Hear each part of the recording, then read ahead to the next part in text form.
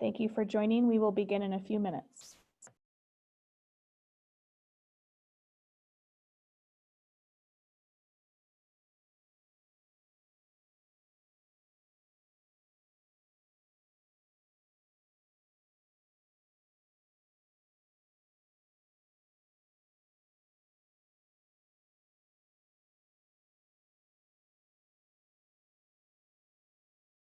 Thank you for joining us. We will be starting the presentation at noon.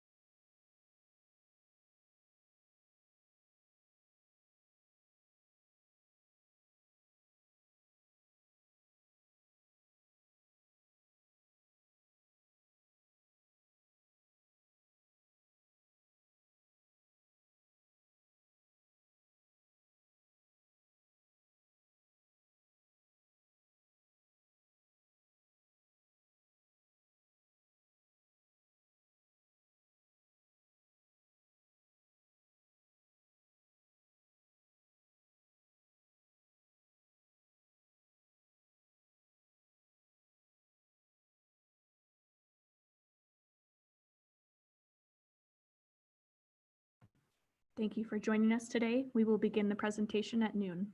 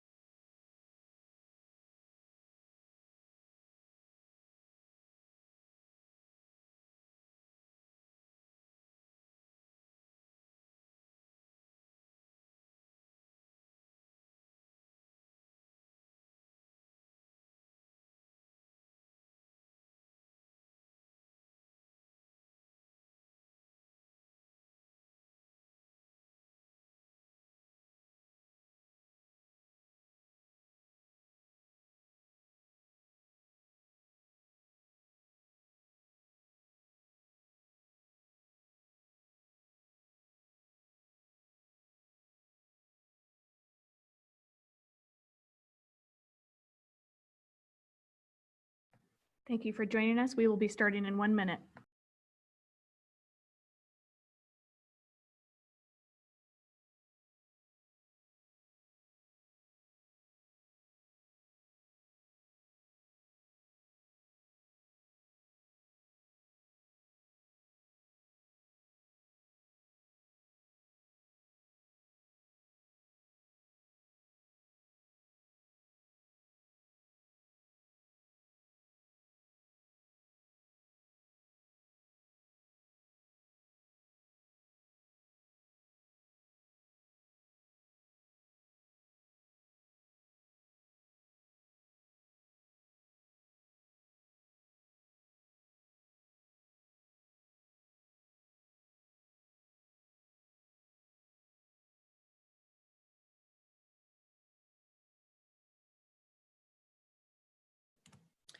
Hello, everyone, and welcome to the Bend Chamber of Commerce COVID Impact Series.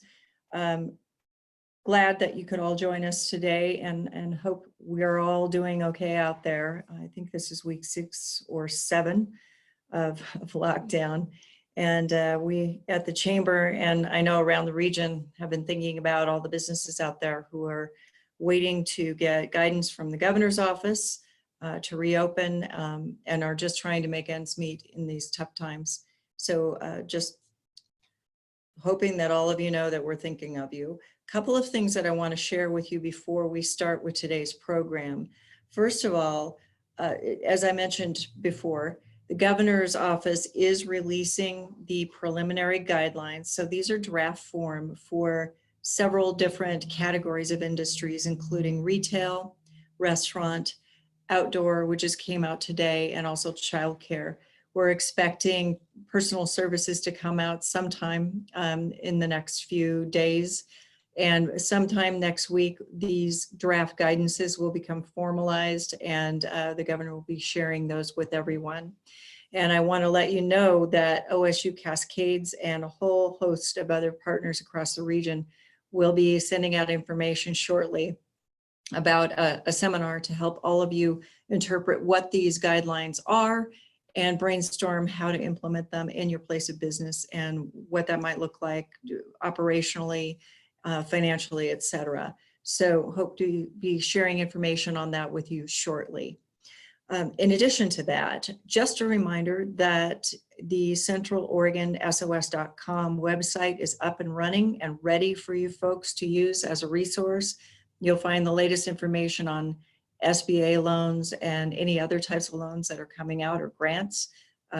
I do have an announcement that today, COIC, Central Oregon Intergovernmental Council, is announcing a $350,000-ish low interest loan fund for small businesses. And so you can go to the COIC website and take a look at that. The press release just came out today on that. So that'll be a shot in the arm for a lot of folks who are looking for funds.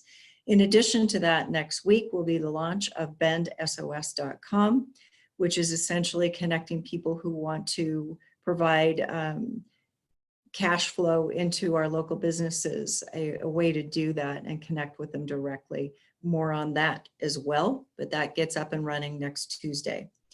With that, I'd like to thank Pacific Power for sponsoring these events for us on a weekly basis, and also Bend Broadband. And be sure to check your follow-up email that will come later today after we're done. Bend Broadband is offering a chance to win $100 at a local restaurant, their contribution to our local economy. So watch for that email from us. A few housekeeping items before we get started today. So we usually get a high volume of questions, and I think we have about 380 folks signed up for today. So I'm going to be monitoring these questions. Use your Q&A button at the bottom, not the chat. That way I can monitor it and aggregate some of them, and we'll interact with our guests today from OSHA and try and make sure that everybody's questions get answered, and we'll do our best on that. Be patient. So with that, what I'd like to do is introduce Michael Wood. He's the administrator of Oregon's OSHA, Oregon Safety and Health Administration. It's a position he's held since September of 2005. He's a certified safety professional. He came to Oregon OSHA from the Occupational Safety and Health Program at the Washington Department of Labor and Industries. He has more than 35 years working for state government, having started his career working for the Washington State Legislature in 1994. So we'll start off with a presentation from him and allow plenty of time for Q&A. And with that, I would like to welcome Michael. I'm hoping that the microphone is live. Oh, it tells me I'm unmuted by the host. I appreciate that. It does make the presentation go a little bit more smoothly. And so I do appreciate the opportunity to virtually be here and to chat a little bit about what Oregon OSHA has been doing and what we anticipate we will be doing with regard to enforcement and consultation as it relates to COVID-19. The bulk of my presentation on the slides is really about sort of what we've seen to date. I know there's a lot of interest in talking about where we anticipate things are going, and I'll be happy to talk about that during the Q&A. I really expect the slides to take 15, maybe 20 minutes to go through. So there'll be plenty of opportunity for back and forth and for question and answers as we go. So our enforcement of the Stay Home, Stay Safe order, we're applying the Oregon Safe Employment Act. That's the law that we enforce normally. And we're using the guidance in the various governor's executive orders, especially the comprehensive stay home, stay safe order from March 23rd. And we're doing that generally by applying our general rules, which are related to various employer obligations, such as personal protective equipment, health hazard controls, supervision and training, addressing extraordinary hazards. And they're all just part of the broad context that requires employers to provide a safe and healthful workplace that is free from recognized hazards, at least to the extent feasible. Just to give you a picture about what sort of our last couple of months have looked like, beginning early in March, or actually at the very end of February, we started to get some complaints, primarily from healthcare related to COVID-19. And those were really health providers who were engaged in dealing with COVID-19, or from the same employers who weren't engaged in COVID-19, but healthcare providers recognized early on that they were going to have some issues around respirators and surgical mask availability. So they began to triage those, which did generate a number of complaints from other workers who were concerned that they were being left exposed in those environments. The week of March 16th, as you can see, it picked up some. And then the week of March 23rd, with the governor's executive order and all the media coverage that complaints about, it really should have been about employer compliance, but complaints. Michael, Yeah. I am so sorry to do this. I'm just going to jump in here because it looks like your slides aren't sharing. Oh, no, we've gone back to, gee, it shows on my screen just fine.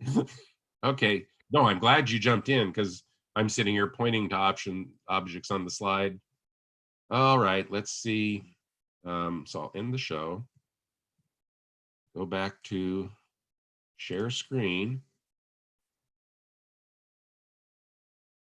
Okay, we sharing now? That's beautiful. Thank you, Michael. Yep. Okay, thank you so much, because otherwise we would have just been frustrating everybody as we went, which I tend to do on occasion anyway. So it's still sharing. Okay. Fortunately, this is the first slide I got to that had any real data on it, and it's the one we were just talking about. So as you can now see, the week of March 23rd, things really picked up for us. And on COVID-19 alone, we received nearly 1,300 complaints. Just to give you some context, in the typical year, we receive about 2,000 complaints. And so that means that normally we receive around 40 complaints a week on all topics. We were a little surprised that our system didn't break. It turns out it was surprisingly scalable. We did have to sort of go all hands on deck. And of course, we're operating remotely to a greater degree than we normally do. So that created some challenges, but we were able to stay on top of that complaint workload. And as you can see, it remained very high the following week as well. And then the week of April 6th, it began to tail off significantly. Now, of course, if we'd gone straight to 456, we would have been talking about the fact that that was 10 times our normal workload. Coming after the previous 2 weeks, it did feel like a break. And as you can see, it's really continued to tail off since then. So to give you some sense of the breakdown of those complaints, for manufacturing other than food and forest products, those really are the largest sources of the complaints, as well as retail. And by not otherwise listed in this context, it's referring to what the governor's executive order treated as other retail. And that can range from all sorts of small retail establishment. It includes car dealers, it includes a number of things. It basically excludes the businesses that were required to be closed, and it excludes the businesses that get, I guess, in a way, special dispensation, like pharmacies, groceries, and those sorts of retail establishments. So those were the largest sources, and between them, they amounted to about 12%.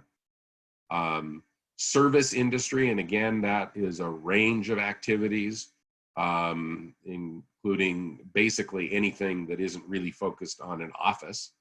were another large piece. We continue to get a lot of complaints from healthcare, some of them related to non-essential duties or perceived non-essential duties, some continuing to be concerns from people dealing with COVID-19, some from other healthcare practitioners in those establishments who are concerned about not getting the protection they need from the potential that the patients they have are experiencing COVID-19. A lot of restaurants and food service. I will say that the largest share of the restaurant and food service complaints really relate to coffee. Some of those are simply that people don't see the provision of coffee as an essential function. The governor, of course, didn't take the route of closing businesses that weren't essential.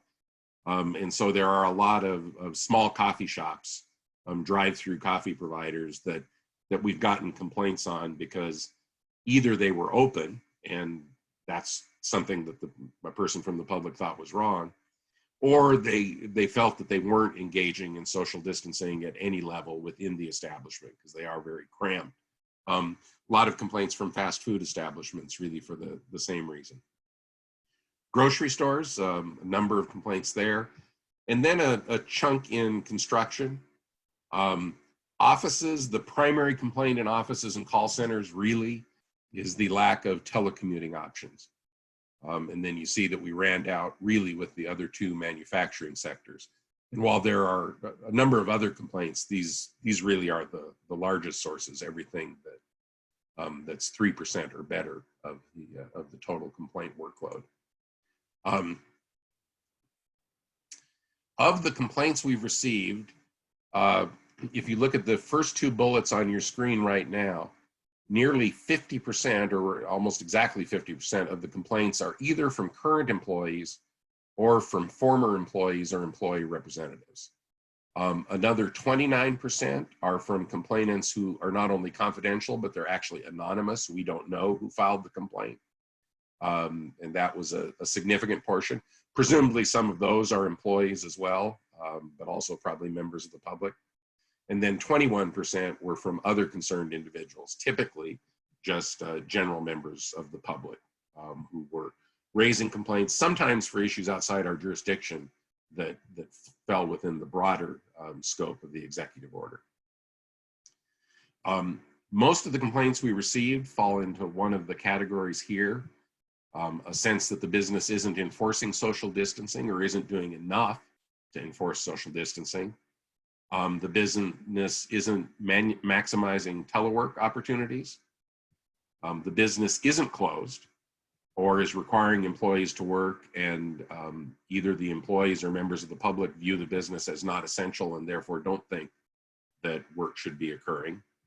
And then there are a cluster of complaints really based on the sense that there's somebody who the complainant believes has COVID-19, has had COVID-19, is likely to have COVID-19, and the business doesn't seem to be acting appropriately.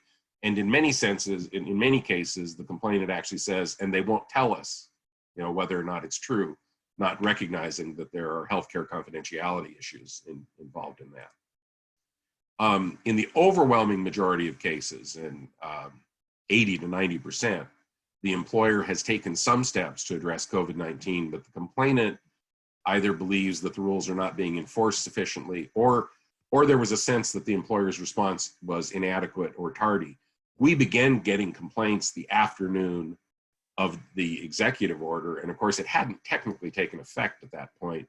And so there certainly were employers who really stepped up and tried to tackle these issues, but didn't do it quickly enough to satisfy some of their workers or members of the public. We've been able to resolve many complaints by communicating with the employer, as well as talking where we could with the complainant about what is and is not expected. Some of the most frustrating complaints are anonymous complaints that seem to come in daily, probably from the same individual about the same business, and that person is anonymous and we have no way of communicating with them. Obviously, they're getting more frustrated with us because they feel like we're not addressing the issue that they keep bringing to our attention. And then we're frustrated because we actually can't communicate with them about why we're not addressing it. One of the most challenging areas specifically relates to group transport of workers to another location, and then when people provide services, and in cleaning is a good example of both of these, so that they end up working in a location that isn't controlled by their employer, but is controlled by someone else. And again, there's a perception in some cases that no one should be engaged in janitorial or cleaning services. That's not the case, but it has generated a certain number of complaints, and they can be, particularly the issues around transport, can be some of the most challenging issues to untangle.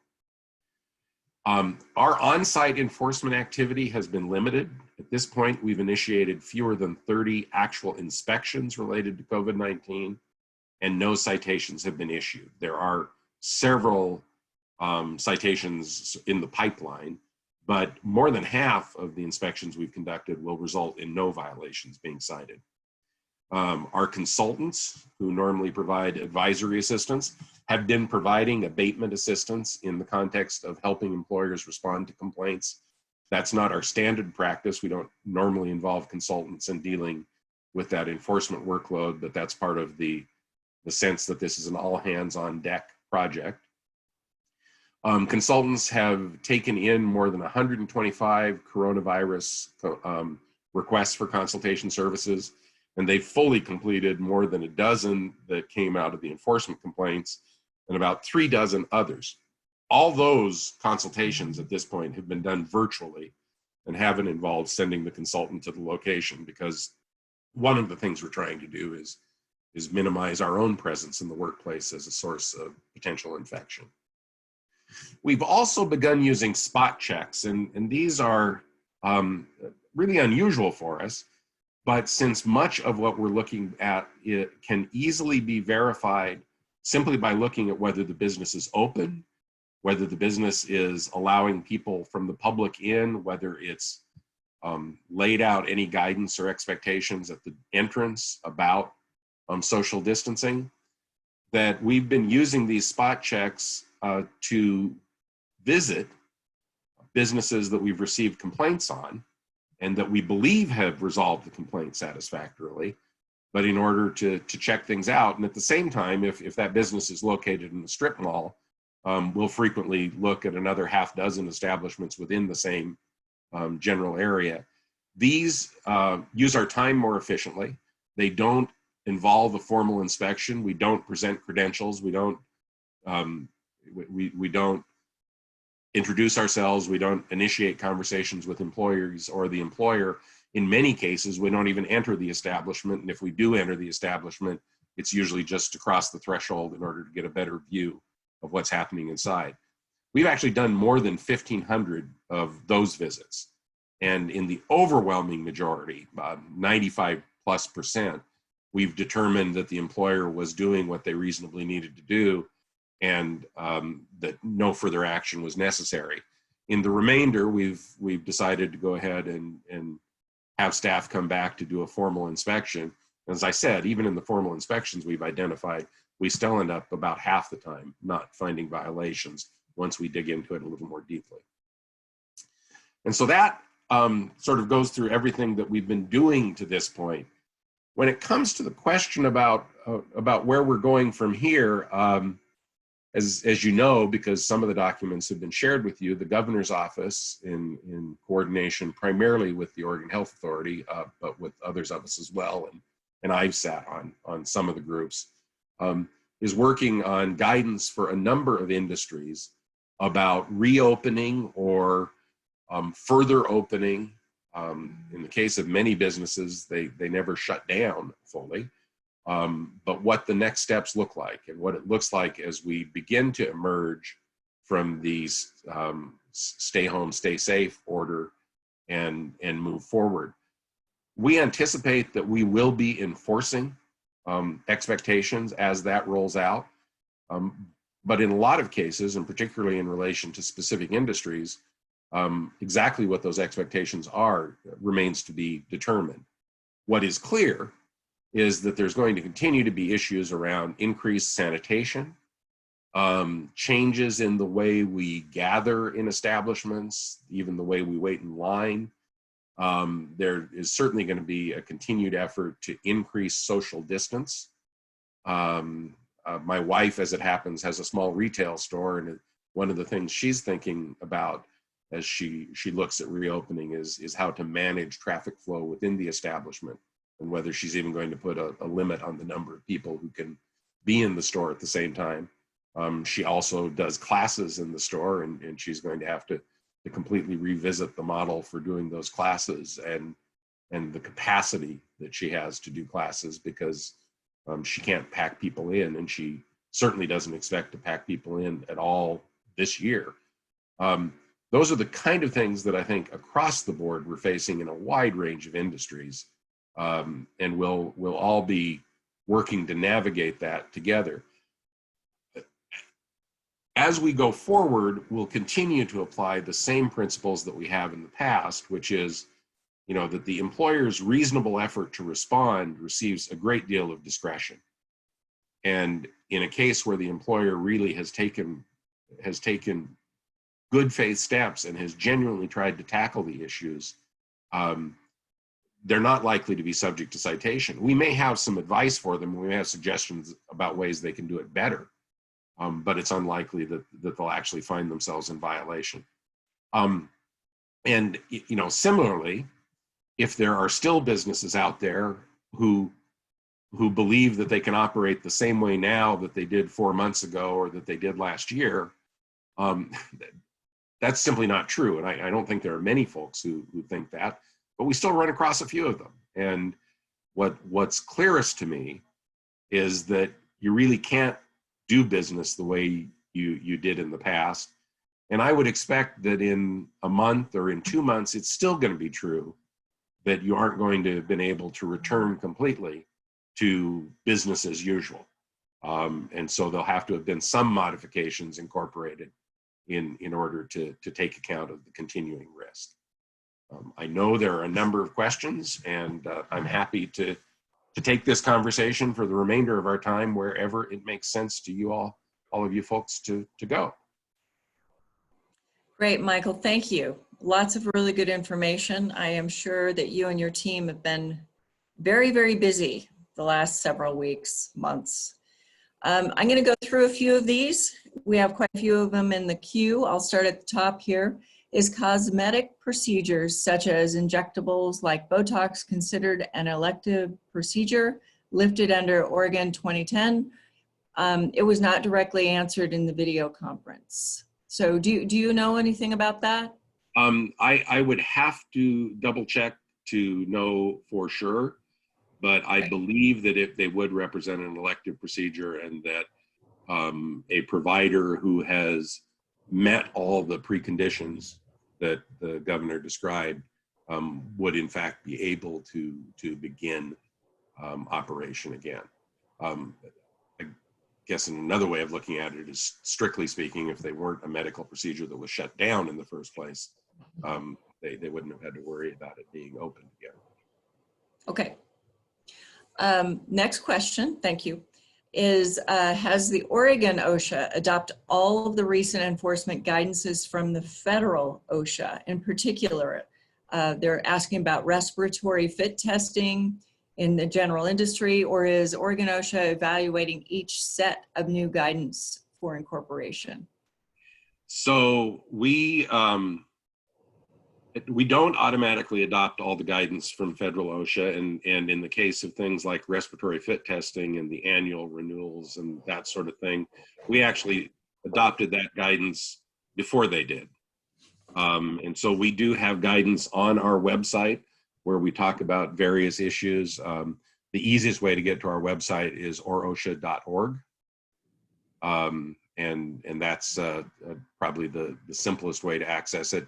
Right on the front page of our website, there's a banner about COVID-19, and that includes various questions about our current enforcement of a range of other requirements. And the simplest way to describe it is anything that requires an annual renewal that involves testing or training. We have essentially deferred those renewals for 3 months so that that annual renewal becomes a 15-month period. and we'll evaluate whether that's long enough here before too long. If it's a first-time test, we're asking employers to do what they can to comply, and that's true whether we're talking about medical evaluations in relation to respirators, or we're talking about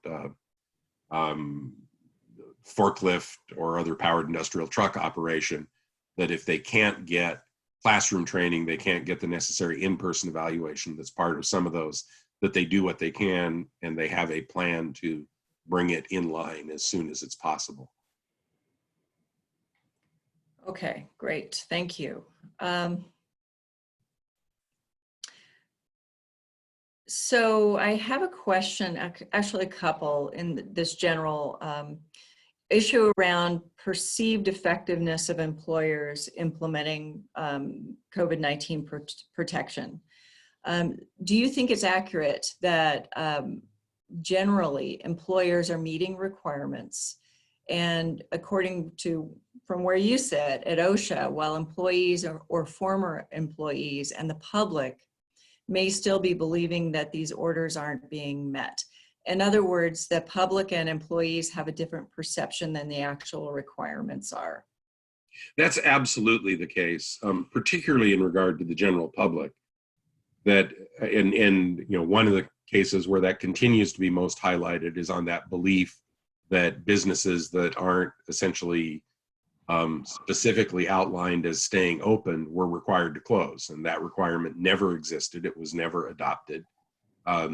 Even my wife's decision to close her retail store to the public isn't mandated by the governor's executive order, although many retail operations have done it and have essentially gone to a curbside or delivery model. The governor's executive order allows those same retail establishments to be open with a social distancing officer. A lot of the complaints we get are around masks or facial covering and that employees aren't being required to wear them.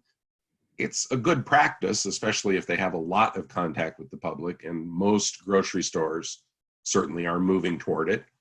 But it isn't something that we've considered to be required, particularly when the executive order was first issued. That was still at the point where the CDC was actually recommending not wearing facial coverings or masks outside of limited settings. So I think it's generally true that employers and businesses are certainly doing a great deal. Certainly our finding is that most of them are satisfying what we believe we can require them to do. I think it's also true in a lot of cases, and this has certainly been true in the grocery industry, that they continue to retool and improve. I mean, in the first days, even though grocery had begun to address these issues, you didn't see plexiglass barriers. Now we see them fairly frequently on fast food establishments, and I assume you hear my cat joining in here.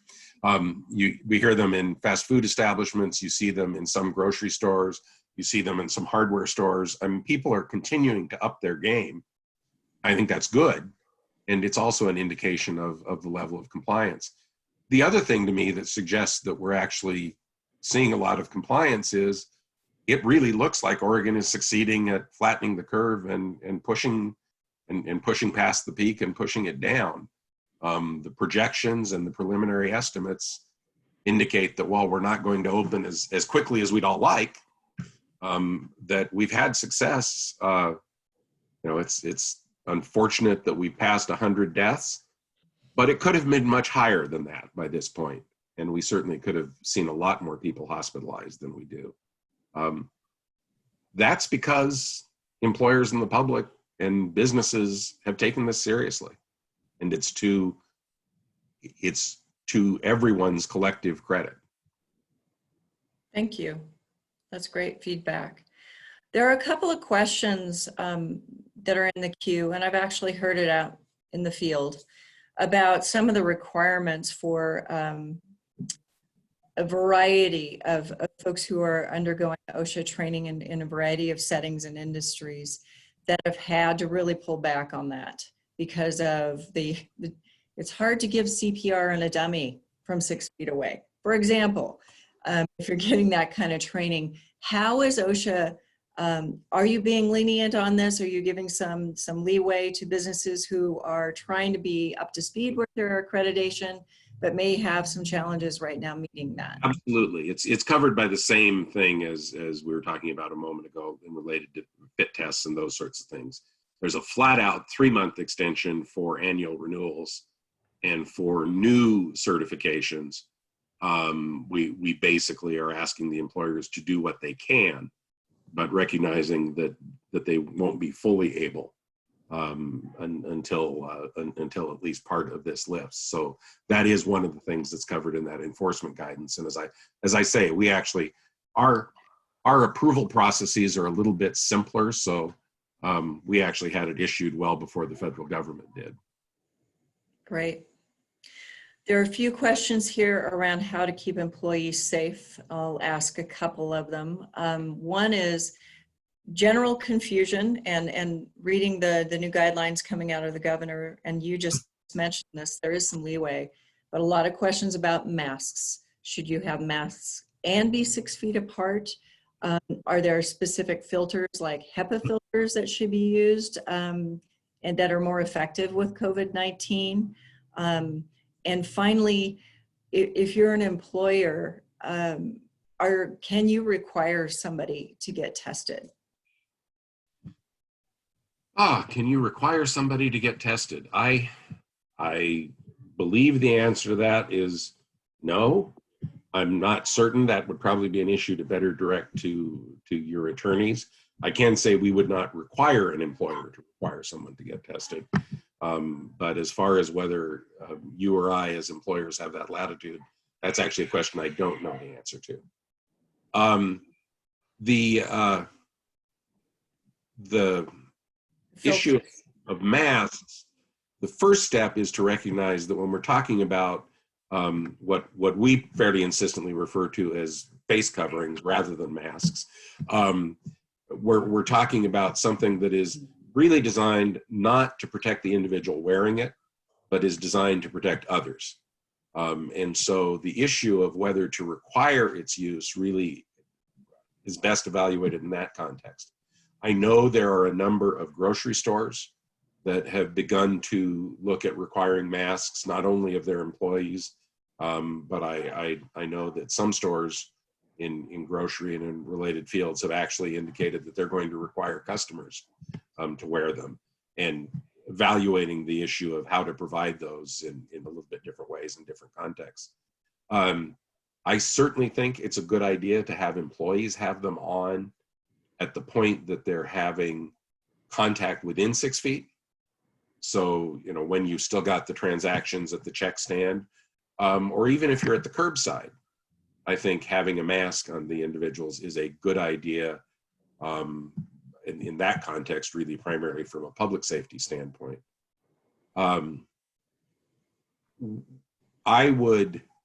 Our real focus, and even in the context of the emergency rule for agriculture that we adopted, where we laid it out, is if you've got people who have to be within 6 feet because of the nature of their work, I think at that point, requiring them to have a facial covering that covers their nose and mouth is important at a minimum.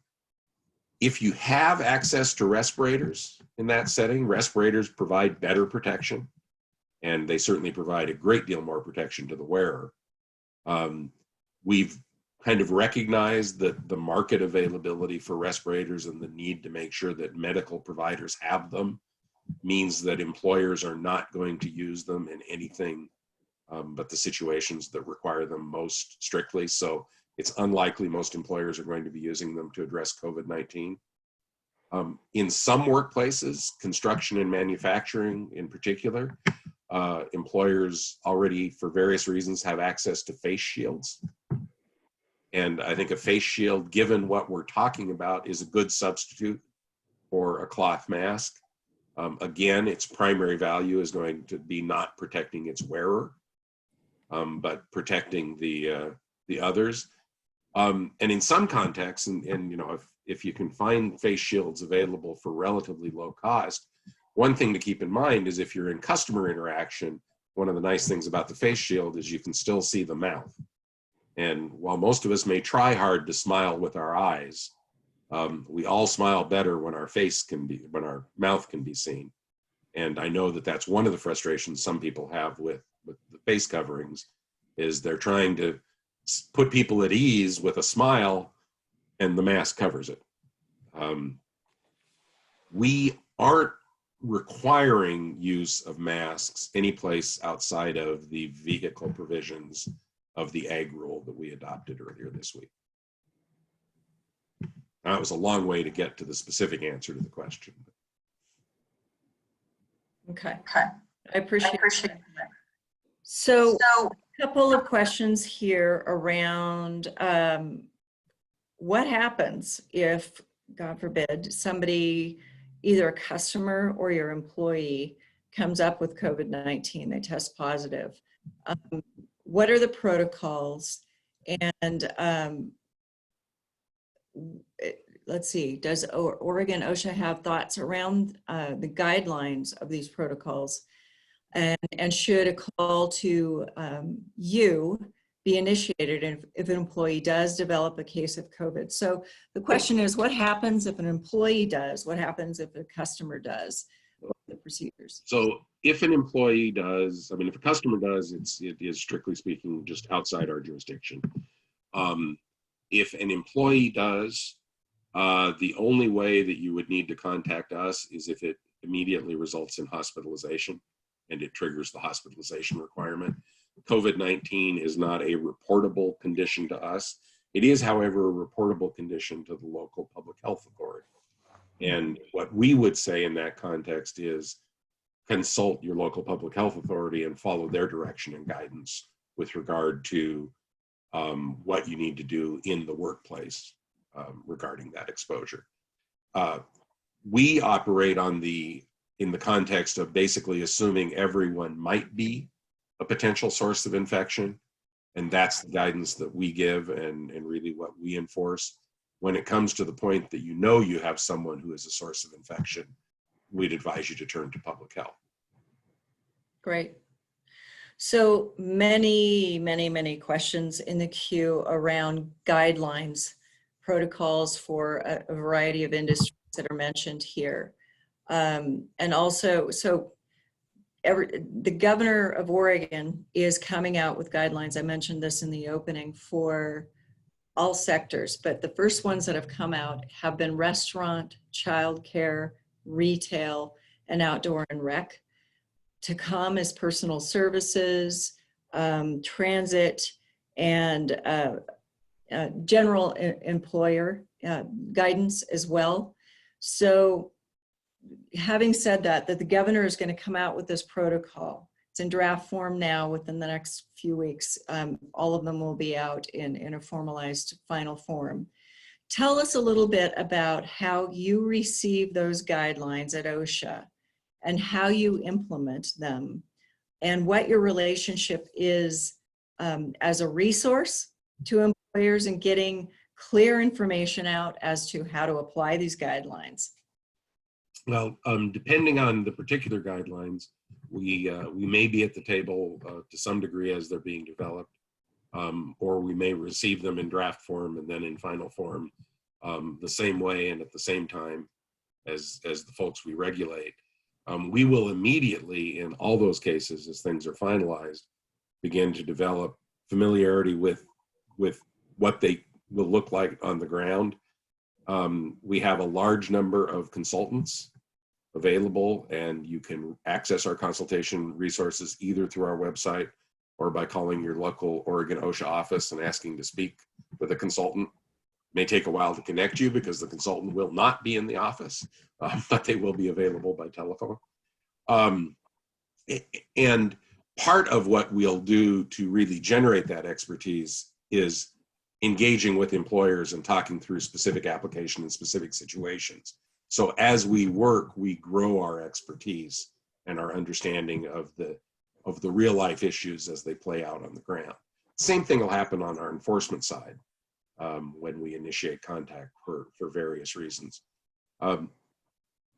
At the same time, we'll be looking really with the same standard of whether the employer has made good faith and reasonably effective effort to comply with the direction that's provided in what presumably will be a revised set of governor's executive orders, and whether they are doing what they reasonably can to protect employers from a recognized hazard in the workplace. There are some guidance documents out there in particular industries that provide very specific guidance in some cases. Those are advisory. And really, we have to look at those as a way to comply, but not necessarily what's required. Okay, thank you. Question about vulnerable populations, and I've heard this in other places too, that if we continue to give employers the option or businesses the option to use masks, for example, that there are vulnerable populations and also part of the minority communities here that are have been more susceptible to this disease for a variety of reasons. This is a tough one for you to answer. I get this, but the question is around equity for folks who really don't have access to sheltering in place, and what can you recommend to businesses to help protect not only healthy people in our community that have stayed at home, but those who may not have that option? Yeah, I mean, one of the ironies of all this, of course, is that the folks who we've all ended up sort of viewing as most essential and most important, and the people who can't telecommute or do their work remotely in the marketplace also have tended to be the folks who most need the job and have the least flexibility to not work if they feel at risk themselves, and in some cases who have the lowest level of sick leave. I mean, our basic line is no one should come to work sick because they present a risk to other people. Obviously, as a financial decision, that's easier for a worker to make if they've got robust sick leave than if they don't. And so that's one of the challenges that they face, and I think something that employers should be conscious of as those issues play out. Some of the equity issues have to do with the nature of the work. Some equity issues have to do with things like the nature of housing. The emergency rules we adopted earlier this week specifically recognized that in relation to agriculture in particular, but temporary labor housing across the board, that sheltering in place is a challenge in that context, even for your off-work hours. Those of us who still have to have public contact during our working hours do still have the opportunity to retreat to home, if you will. It's different when home is an extension of the workplace, and that certainly provides a particular challenge. But there are, we all know there are large portions of the working population that continue to work, and that continue to work in jobs where they're exposed to the public, hopefully at a reduced level, but they're necessarily still exposed to the public if the work continues. I guess I'm acknowledging that there's an issue there. I'm not sure that it lends itself to easy answers. Right. But I do think that it's important for employers to be conscious of the particular challenges that employees face, and to recognize that if you've got somebody who's over 60 or over 65, they're likely to have both a heightened concern and good reason to have a heightened concern. If you have somebody who's got suppressed immune system issues for one reason or another, certainly if you have somebody who has had cancer and is responding to that, they're going to have issues with immune risk. I think employers need to think through those issues, and certainly, while you have to respect the employee's decisions to remain confidential and not raise those issues, if employees choose to bring them up, I think it's important in this context to recognize, as is frequently the case, that equity isn't necessarily the same thing as always treating everybody exactly the same. And so figuring out whether there are situations where you need to give particular employees more opportunities to isolate in the workplace, I think is certainly appropriate. and the equitable thing to do, even though some purists would argue that it's somehow not fair. I think it's absolutely right. And something that, I am an employer of 200 workers in this state. I don't pay their wages, the people of the state do, but I direct their work, I manage their work, I decide when they have to go to work and what risks they have to take on. And I certainly have been attentive where I could to the genuine risks that they face because of heightened susceptibility. I've also tried wherever possible to be respectful of those people who are just more frightened. And so, for example, I have young parents with young children who are exceptionally worried because parents worry about their children. I don't spend a lot of time telling them, well, you don't really need to worry about the kids. They're not at high risk. We try when we can to accommodate their work assignments in ways that allows them to continue to work, but also to feel comfortable doing the work. Yep, thank you. There are a couple of questions around personal protection equipment here. One person is asking for more clarification. Evidently, the governor mentioned best practices in sanitizing face masks, and other people saying they just can't find them. So can you answer those two questions? Personal protective equipment that we recognize as personal protective equipment, the basic notion is that the employer needs to provide it, and they need to ensure its use when it's required. They need to provide for appropriate sanitation and cleaning. Now, that's really talking about something like a respirator, and the respirator itself will have guidance on appropriate cleaning if that's an option. When we get to things like cleaning N95 respirators, that's raised a whole new set of discussions, and really isn't in sort of the general guidance.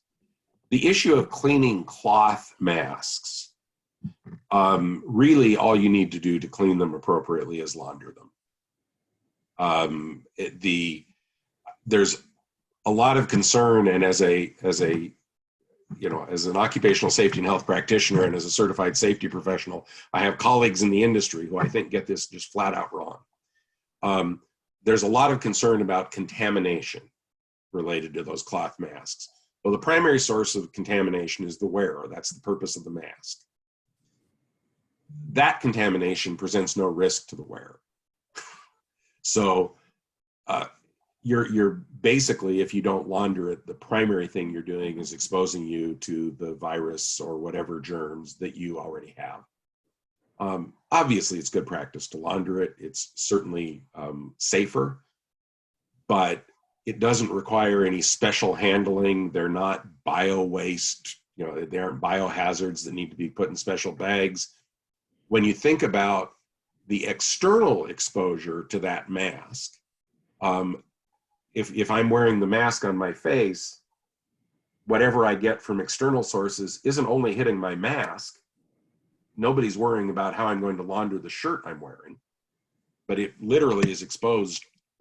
For the things that I'm not creating, it's exposed to exactly the same source of contamination. And so regular laundering is really, I think, all you need to worry about. Okay, thank you. So there are a few questions around really a lot of employers.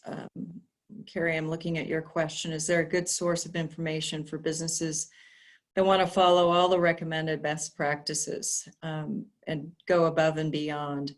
There are a lot of businesses that really feel this way.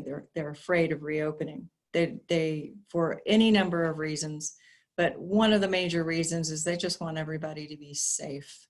So what advice can you give, and what sources of information can you give to businesses who've just made the decision, we're going to take the high and hard road and just try and figure out how to do the best we can do? Well, certainly you can find some information on our website. You also can find links from our website, but also guidance from OHA that I think is very useful. And as the governor rolls out those various documents that are more industry specific than some of the other guidance, I think that will be useful. It's also worth going directly to the CDC website to look for particular guidance as well. They sometimes have more detailed topical guidance than in other cases. But frankly, one thing I would also really recommend if you want to think about how to do this best is to contact Oregon OSHA consultation. And it probably will require a conversation, and it will probably require research on my consultant's part, but that's what they do. And so they can do that. So if you call them and say, you know, what are the 3 things I most need to do? They probably won't know off the top of their head, but after they understand your operation better, they can certainly give you advice. And that also means that you can have somebody who literally can, you know, look at the way your work is laid out and say, well, wait a minute, you know, these aisles are narrow. What if you turned them into one-way aisles? Or do you realize that you could pretty easily put plexiglass here and that would eliminate 90% of the contact you have? You know, dealing with an airborne contaminant is a little bit new to them, but they are safety and health generalists who are accustomed to be in the context of problem solving. And, you know, the truth is that I've only got so many consultants, and there are a lot of employers in this state. The truth also is that most of those employers aren't going to call us. So it's certainly worth making the call, and we'll provide whatever assistance we can. Thank you. So the many questions about specific guidance in specific industries. And Madeline, I don't know if you would be able to make this possible. In the chat box, Madeline has been feeding everybody information and links as Michael has been talking. So trying to get that information to you right away. So the governor has come up with 4 draft protocols, and we'll certainly have that on the Bend Chamber website. And we'll include those in the follow-up information today, because there are lots of folks who are in the childcare industry, school, hospital, et cetera, that are probably looking for very specific guidance, and it's still under development. And so I'm going to share those documents. And Michael, I'm sure you've been perusing them quite a bit yourself in order to address pretty specific questions. If you want to send the questions that we haven't asked and at least partially answered to me, we can also take a look, and even in some of the fairly specific questions, try to loop back and send responses back to you that you can pass on. Thank you. New question just came in. I'm in the hospital industry. Do you foresee public gatherings for meeting spaces to stay the same as fire code? Or do you see the number of people in a meeting space will lower more than the fire code will allow in the future? Boy, I think they're referring to before the COVID, because I know that in phase 1, it's no more, for example, in restaurants, no more than 10 people in a group, right? Yeah, I think it'll actually be quite a while before we get back to the fire code levels in just about any context.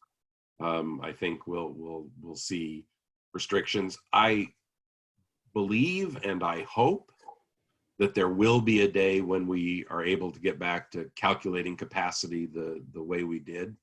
But you know, that may well be when there's a vaccine available.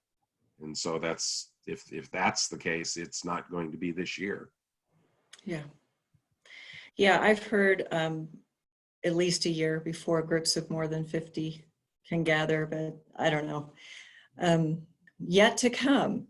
So I think, let me double check. We're coming up on the time here.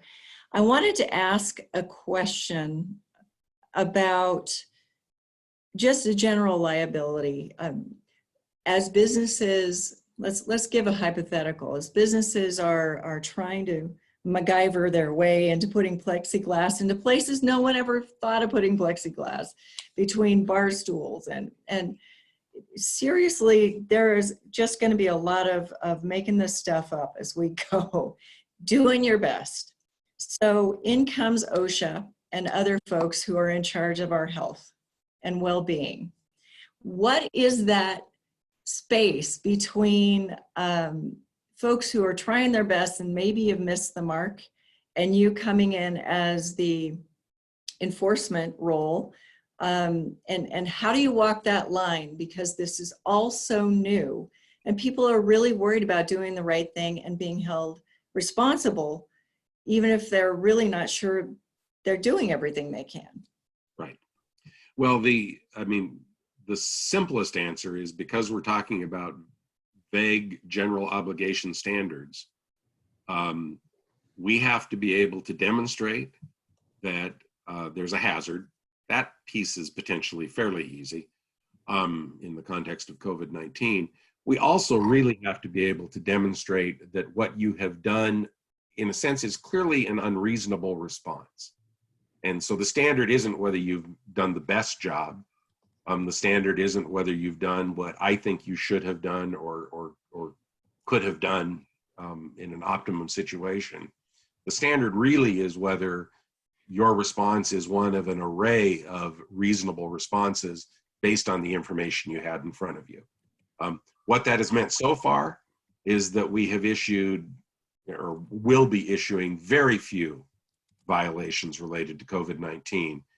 And really, in those situations, I mean, probably the one where there was the most uncertainty on the part of the employer was an employer who literally talked themselves into believing that they could be open, even though they were engaged in one of the businesses that's specifically listed as required to be closed.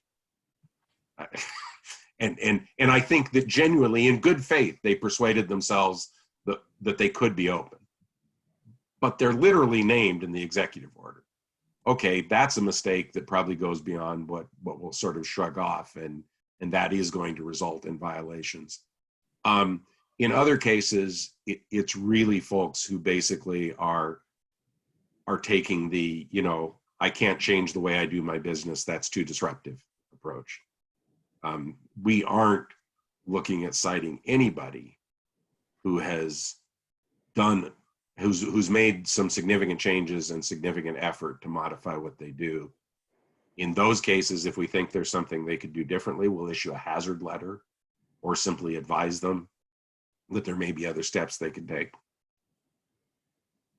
That's helpful. I wouldn't expect that to change in the next phase, except to the degree that there's more specific guidance in some of those industry-specific rollouts.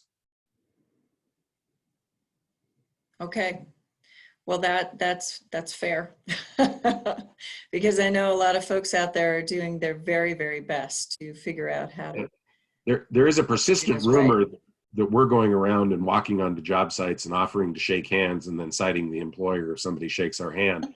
That's simply not true. Wow. Didn't happen even once, and certainly hasn't happened the number of times I've heard it claimed. That's not the way we do business, and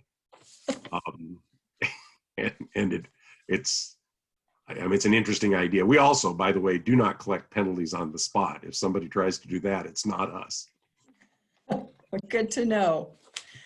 Well, Michael Wood, we are so grateful for your time today. This has been great. There are some additional questions in the queue that we can get to you, but I think we answered the majority of them. And this is strange times. We're all trying to figure out how to do the right thing. And as these guidances come out from the governor, we at the Chamber will be sharing them. I'm sure you can find all you need to know on the OSHA website. And I just want to remind everybody that was attending today that you can get further information on funding and assistance at the CentralOregonSOS.com website. Be looking for classes, innovation seminar in collaboration with OSU Cascades, the Chamber, Opportunity Knox, and many other organizations here locally to help you in groups really define what it is that you can do in your particular business to prepare to reopen safely for your employees and for the public. So you'll be hearing quite a bit more in the next week about that as the guidances come out. And you can keep up to date on the benchamber.org website. In the meantime, thank you again, Michael, and Thank thanks you. to all of you who attended today. Be safe, and let's hope for a timely and safe reopening of a lot of businesses around town so we can get back to work. Thank you for attending today.